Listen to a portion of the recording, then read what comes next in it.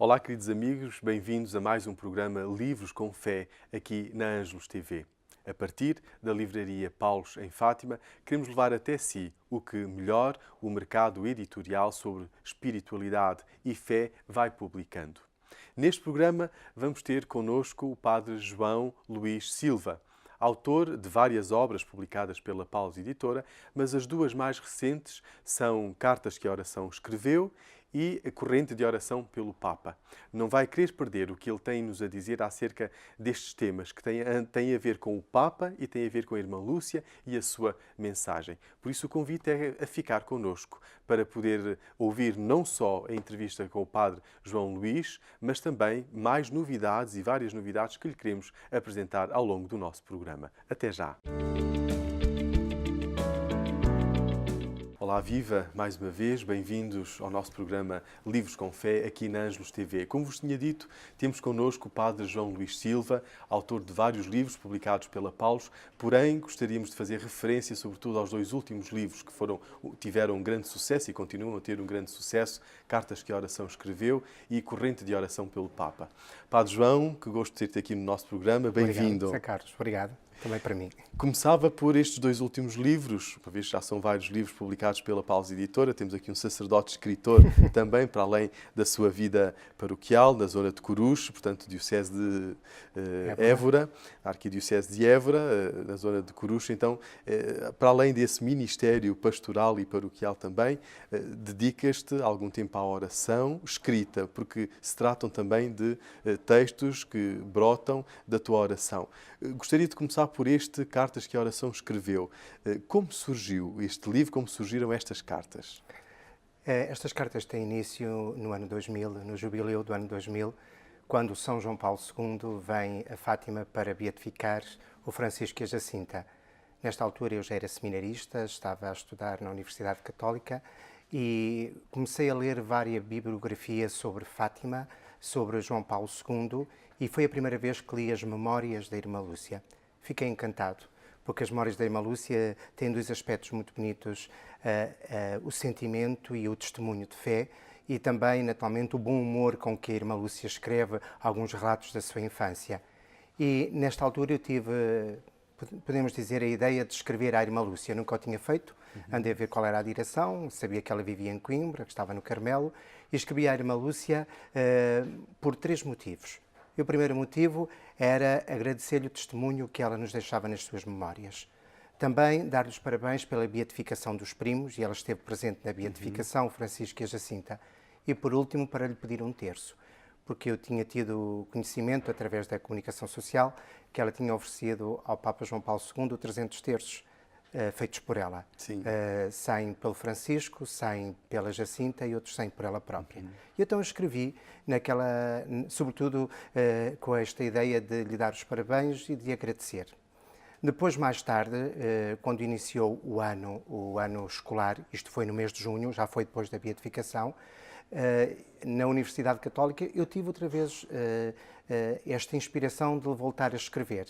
E senti que gostaria de partilhar com ela os momentos mais importantes da minha caminhada espiritual, através até do que ia aprendendo na Universidade Católica, os conteúdos teológicos, também a nível de espiritualidade. E por isso, nos momentos mais importantes, ou datas dedicadas a Nossa Senhora, para mim tão importantes e certamente também para ela, em dias de retiro que eu tive também, gostava de transcrever para o papel, quase que em segredo, porque ninguém o sabia, de escrever e lhe enviar estas missivas, posso dizer desta maneira. Naturalmente, eu sempre disse, cartas que ela recebeu sempre, que ela leu, que ela rezou, mas que nunca respondeu, porque ela já tinha muita idade e eu tive conhecimento que ela já não respondia. Visitei várias vezes o Carmelo de Coimbra, mais de 30 vezes. Falei sempre com a Madre Prioresa, a Madre Maria Celina, faleceu agora há pouco tempo, e ela dizia, olha, a Irmã Lúcia leu as suas cartas e reza por si. E para mim isso bastava-me, realmente saber que aquilo que eu partilhava com ela lhe chegava e que ela, na oração, se tornava uma presença naquilo que eu inspirava e que aquilo que eu partilhava também. A Irmã Lúcia e tu, Padre João, têm em comum grande amor a Nossa Senhora. Portanto, certamente isso vos tem unido, vos uniu e continua a unir enquanto tal. Quanto desta tua devoção e deste amor por Nossa Senhora passa por este epistolário espiritual? Eu costumo até dizer nas paróquias onde estou que a minha vida é levar a mensagem de Fátima ao jeito dos pastorinhos de Fátima e, de modo particular, assim como a Irmã Lúcia o fez. Realmente em comum é esta oração, é o amor a Nossa Senhora, e eu gosto de saborear que a Irmã Lúcia teve dois grandes amores na sua vida. Foi a misericórdia divina e foi a Igreja. Ela amou a Igreja realmente com todas as suas forças, através da sua oração e através do seu testemunho. A partir da Irmã Lúcia eu conheci Fátima. E Fátima, para mim, é um grande abraço da ternura de Deus. E por isso, como sacerdote que sou convidado a levar este abraço da ternura de Deus, e a primeira a acolher esse abraço de Deus foi naturalmente a Mãe de Jesus, e nós hoje, como sacerdotes e o mundo inteiro, a convidado a partilhar e a experimentar no concreto da vida este mesmo abraço, que é a ternura e a misericórdia de Deus. Como vês a atualidade da mensagem de Fátima hoje? Não é difícil, depois desta celebração do centenário, não é, das palavras tão clarividentes do Papa Francisco, mas tu, na tua experiência, na tua vida, como vês esta atualidade da mensagem de Fátima? A mensagem de Fátima, como é uma proposta de paz, é uma mensagem que está sempre atualizada, porque em todos os tempos, enquanto o mundo for mundo, a mensagem de Fátima é sempre atual. Mas, sobretudo, a mensagem de Fátima lança-nos este desafio, que só é feliz quem cuida do outro e se deixa cuidar também. É nesta realidade de hoje e de sempre que eu vejo a mensagem de Fátima, porque se torna atual. Cuidar do outro como se fôssemos nós próprios. É o espírito cristão. E a Irmã Lúcia sempre procurou, por um lado, ser reservada no que diz respeito às aparições de Nossa Senhora. Por outro lado, também sentiu grande necessidade de dar a conhecer aquilo que passa da mensagem de Fátima, como alertas, como chamadas de atenção em relação a como caminha a humanidade e como caminha a Igreja. O facto de quereres publicar agora este teu epistolário espiritual com a Irmã Lúcia tem também algum significado missionário? Tem um significado missionário e é interessante, desde que o livro foi apresentado, sobretudo jovens que estão em discernimento vocacional, tenho tido alguns ecos, gosto muito de o ler e encontram respostas para aquilo que procuram e para aquilo que buscam.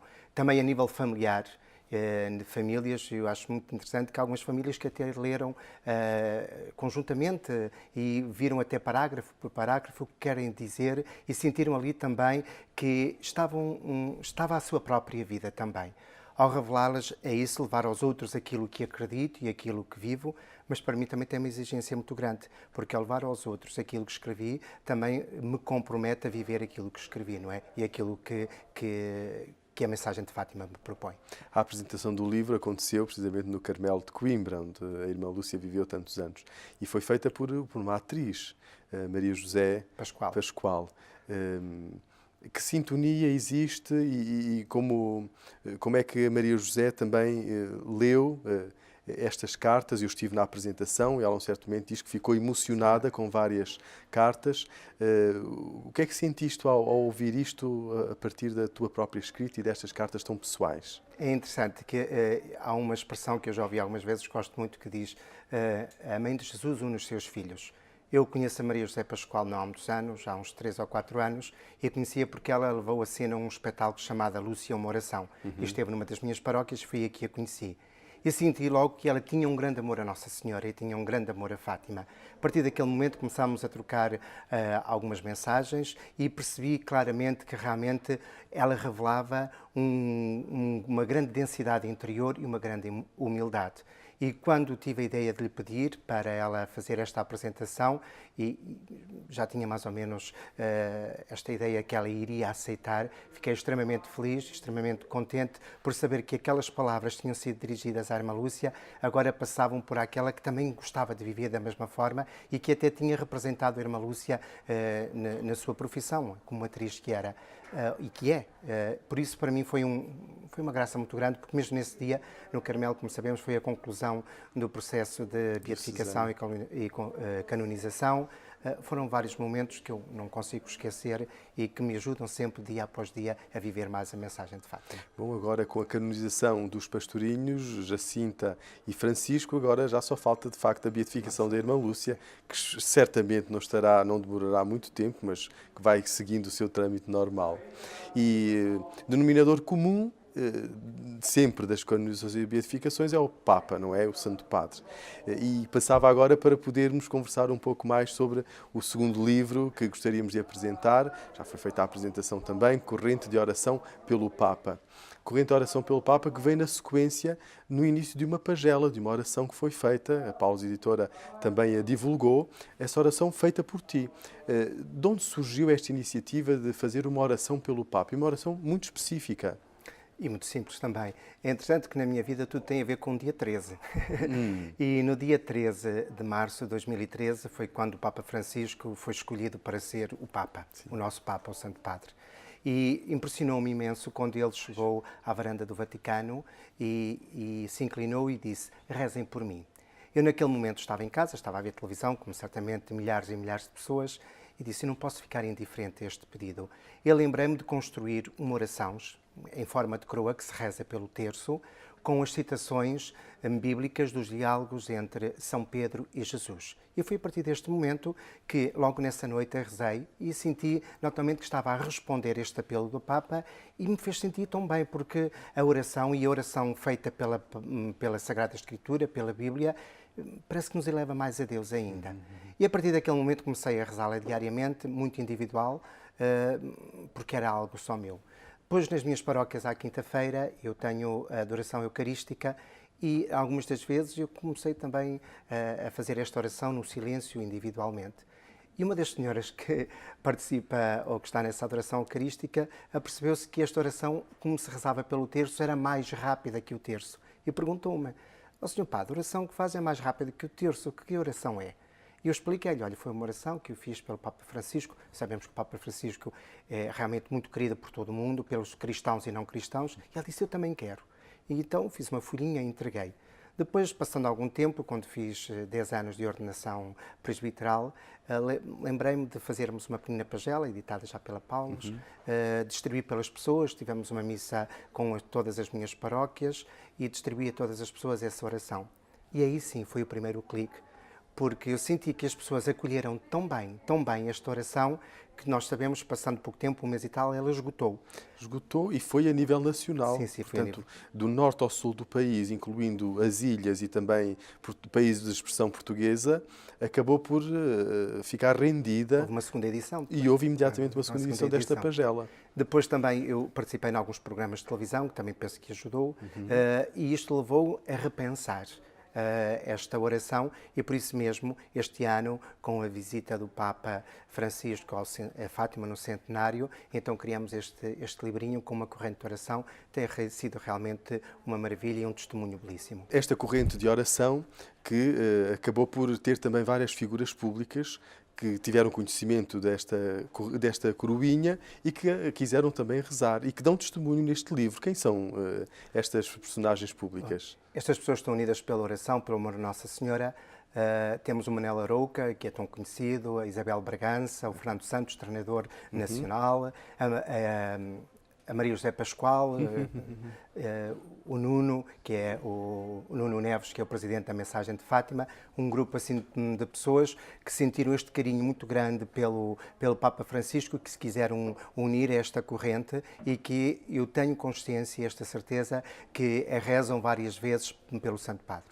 Sei também que o livro Corrente de Oração pelo Papa já chegou a conventos de clausura e que há uma iniciativa de pedir que, de facto, se continue esta corrente de oração pelo Papa. Mesmo depois de ter terminado a sua peregrinação, a sua visita a Portugal, há a intenção de que esta corrente de oração continue. Sem dúvida. No dia 19 de março nós tivemos um momento de oração muito bonito, unido com todas as dioceses de Portugal, que às 4h30 da tarde se uniram para rezar a coroa a partir do movimento da Mensagem de Fátima. mas eu penso que ficaria muito pobre se ficasse só por aí. Então foi distribuído por todos os conventos de vida contemplativa a corrente de oração pelo Papa Francisco e pedimos a estes mesmos conventos, que são 50 no nosso país, que a rezem, porque a missão da vida contemplativa é a oração, e para que seja um fruto do centenário, que não termine com o centenário, mas que seja uma consequência do centenário. Temos respostas maravilhosas de religiosos e de religiosas que levam no tempo, perpetuam no tempo esta oração e que certamente muito agradará a Deus e ao Santo Padre também. Aliás, está mesmo em sintonia com os pedidos de Nossa Senhora, não é, para rezar pelo Santo Padre e, sobretudo, umas intenções que era da Jacinta. Gostava muito e tinha muita pena do Santo Padre e, portanto, isto de dar continuidade à oração pelo Santo Padre, incutido no povo de Deus, faz com que se sinta mais próximo àquele que é o sucessor de Pedro e o representante de Jesus Cristo aqui na Terra. É até interessante que a Jacinta, no final do terço, está nas memórias da irmã Lúcia, gostava sempre de rezar mais umas Ave Marias e dizia, e pelo Santo Padre. Pelo Santo Padre, sempre. Então aqui fica a sugestão para poderem também, quem quiser, começar ou continuar esta corrente de oração pelo Papa e, ao mesmo tempo, também para poder encontrar nestas cartas que a oração escreveu, cartas à irmã Lúcia, um teor e um conteúdo espiritual que ajuda a compreender e conhecer de uma outra forma também a mensagem de Fátima. Sim, Padre João Luís, muito obrigado pela tua presença, Ricardo. E boa continuação de bons trabalhos pastorais e na tua vida sacerdotal também. Obrigado. E a vós, convido-vos a continuar connosco, pois teremos mais novidades para vos apresentar aqui no Livros com Fé na Ângelos TV. E porque o prometido é devido, aqui estou para lhe apresentar e fazer algumas sugestões de leitura que não vai querer perder certamente. E porque no nosso programa hoje falámos sobre Fátima e sobre a mensagem de Fátima, mais um livro, este é um clássico da literatura espiritual portuguesa, chama-se Fátima, Graças, Segredos, Mistérios, de Antero de Figueiredo, com o prefácio do reitor do Santuário de Fátima, Padre Carlos Cabecinhas. É interessante que Antero de Figueiredo converteu-se ao investigar Fátima e por isso ele procurou falar até mesmo com várias pessoas que assistiram ao Milagre do Sol, procurou falar com os pastorinhos ainda em vida e ele, investigando o fenómeno Fátima, acabou por se render também ele à fé e por isso é um livro que relata Fátima sob a perspectiva de um jornalista e de alguém que quis conhecer melhor os factos para aprofundar esta mensagem vinda do céu. Sobre o Papa Francisco, dois grandes jornalistas portugueses escreveram Papa Francisco, a Revolução Imparável. Falo de António Marujo e de Joaquim Franco, da editora Manuscrito. Os próprios autores, a um certo momento, perguntam-se o que é que se pode escrever ainda sobre o Papa Francisco ou o que é que se pode escrever mais sobre o Papa Francisco. A verdade é que o Papa Francisco é uma mina de conhecimento, é uma mina de gestos, de atitudes que acabam por entusiasmar e contagiar a nossa humanidade. E por isso continua a haver muito para escrever e para dizer sobre Francisco. E eles têm uma chave de leitura, o Joaquim Franco e o António Marujo, muito interessante para este livro. Começa logo por alguns aspectos. A escolha, uma casa, Santa Marta. O conceito, misericórdia. O método, abrir portas. A prática, as pessoas estão no centro. Uma realidade nova, as pessoas que sobram ou aquelas que são abandonadas. Uma linguagem, homilia. Curta, incisiva e com mensagens e muitas imagens. Então, um livro que não vai querer perder, que nos ajuda a olhar para o Papa Francisco numa outra perspectiva, quando estamos a celebrar o 4º aniversário da eleição a Papa do Cardeal Bergoglio. Outra proposta de leitura de uma grande santa e que todos nós conhecemos, O Milagre de Teresa. Falamos de Madre Teresa de Calcutá. Escrita pelo padre João Carlos Almeida, padre Joãozinho, assim mais conhecido no Brasil. E neste livro, o padre Joãozinho foi à procura do milagre que aconteceu para que Madre Teresa fosse canonizada. e vai procurar conhecer e compreender o que é que esteve antes do milagre, na vida daquele que foi milagrado por intercessão da Beata Teresa de Calcutá e que levou depois a que o Vaticano reconhecesse este mesmo milagre. E o Padre Joãozinho aproveita a partir deste milagre contar a história daquela que foi a mãe dos pobres. E Madre Teresa de Calcutá continua a ser uma fonte de inspiração para os dias de hoje, sobretudo para o bem que se deve fazer, independentemente da raça, independentemente do credo, da religião. O bem, o próximo que deve estar no centro da vida de todos nós e da preocupação das nossas sociedades. Um livro da Paulinas Editora, de Thomas Alick e Anselm Grun, O Abandono de Deus, quando a crença e a descrença se abraçam. Conhecemos Thomas Alick e Anselm Grun, são dois grandes autores de espiritualidade do mundo contemporâneo. E os dois juntam-se nesta obra para nos falar sobre o ateísmo, sobre a dúvida, sobre o ceticismo que invadem o nosso cotidiano. Também o crente hoje faz a experiência da ausência de Deus ou da escuridão de Deus. E também o crente hoje se interroga sobre a existência de Deus, pois a forma como o mundo vai tecendo o nosso cotidiano e como o mundo nos vai empurrando muitas das vezes para um estilo e um modelo de vida mais pagão do que cristão, a dúvida, uma boa dose de dúvida e de descrença, por vezes, afeta-nos também a nós. Então, Thomas Alick e Anselm Grun vão dialogar nesta perspectiva da crença e da descrença a partir de uma perspectiva espiritual. Temos na Cozinha com os Santos receitas do céu e da terra do padre Andrea Ciucci e também de Paulo Sartori.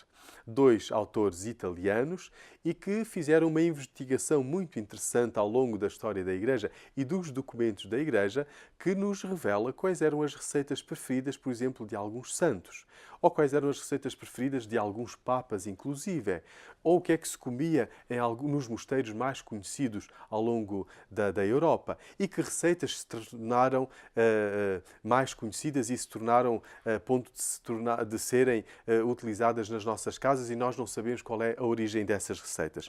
Ora, por exemplo, falo-vos da polenta de feijão do Papa São João XXIII. Conhecido o Papa São João XXIII, o Papa do Sorriso, ele que gostava muito da polenta e que era típica da sua terra. Ou, por exemplo, o doce preferido do Papa João Paulo II, São João Paulo II, quando ele era criança, quando ele era menino, Papieska Kremovska, do menino Wojtyła. Aqui pode encontrar estas, mas também tantas outras receitas, não só de doces, mas também de primeiros pratos, de segundos pratos, de aperitivos e de entradas de muitos santos. Quem sabe se comendo aquilo que os santos comeram, não conseguimos nós também ganhar um pouco mais de santidade para a nossa vida. E por fim, para os mais novos, porque acabando a escola, eles acabam por ter mais tempo livre, é bom que as crianças e os mais novos ocupem bem esse tempo livre. E não há nada melhor do que duas sugestões: ocupar o tempo livre com a Bíblia. A primeira delas é 1001 atividades da Bíblia. Aqui encontra não só vários autocolantes, mas vários passatempos, palavras cruzadas ou até mesmo para desenhar e de uma forma portátil. Reparai, a criança pode levar para qualquer lado esta bela iniciativa e publicação da Paulus Editora.